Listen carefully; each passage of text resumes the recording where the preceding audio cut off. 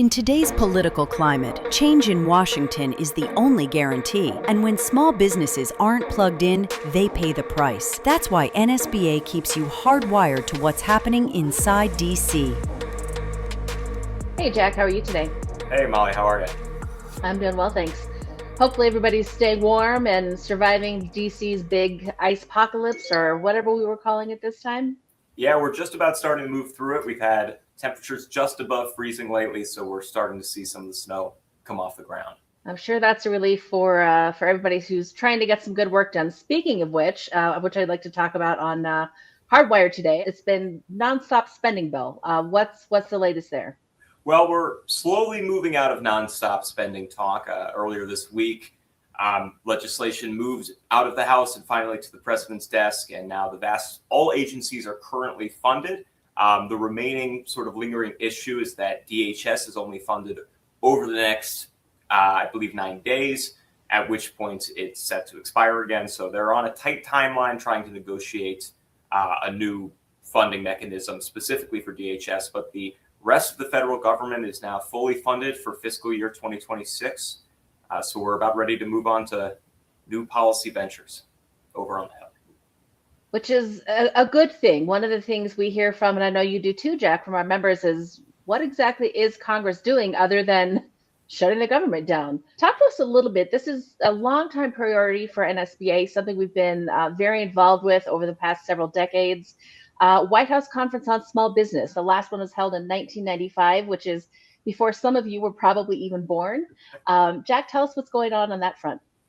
Some legislation is moving forward to get that going again and give small business leaders a chance to go to the White House and express some of their needs and the issues they're going through directly to the administration. We've been supportive of reestablishing that for a long time as part of a larger coalition, and we were pleased to see that legislation reintroduced recently.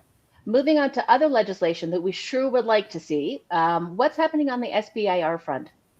I always feel bad when it comes to the SBIR update every week because there's a distinct lack of movement. As a quick recap, even though legislation moved out of the House to reauthorize the program last year, the Senate ultimately failed to act before the funding deadline. So the program lapsed a few months back toward the end of 2025. Negotiations are ongoing to get some new legislation that can move through. Well, we appreciate the update, even though there's not a lot of there. It's good to know that you're still keeping track of things. Speaking of other things we're keeping track of, the Export-Import Bank of the U.S., EXIM Bank, which is a great partner of NSBA's, their reauthorization is coming up at the end of this year. If you're not familiar what EXIM Bank does, they essentially help exporters get paid. They provide credit insurance and long-term financing to help exporters send their products overseas. Very successful program, something we're very supportive of. We really led the charge several years back in making sure that EXIM got reauthorized. So, Jack, tell us what's happening now. Well, we've got legislation introduced to reauthorize it toward the end of the year.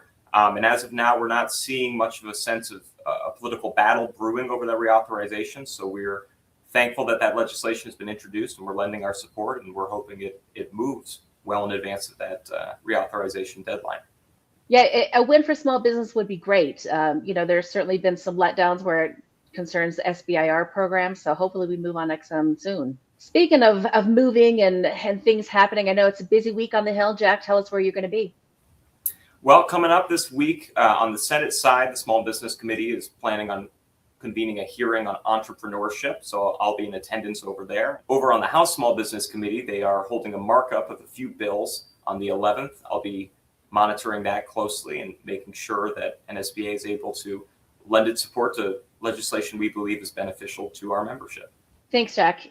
We're glad that you're up there on the Hill representing us. And one thing members at large can do is take our surveys. We're going to throw a link right up here. If you haven't taken our economic survey, please do that today. That survey has all kinds of great information on economic outlook, your key issues, what you really want Congress to do. So take that survey today. We'd greatly appreciate it. Jack, anything for the good of the order? Nothing for now, but we'll be monitoring everything on the Hill, and we're excited to take that survey data directly to lawmaker offices so they know what small businesses are going through. Sounds great. Thanks, everyone. Have a productive week. Thanks. Bye.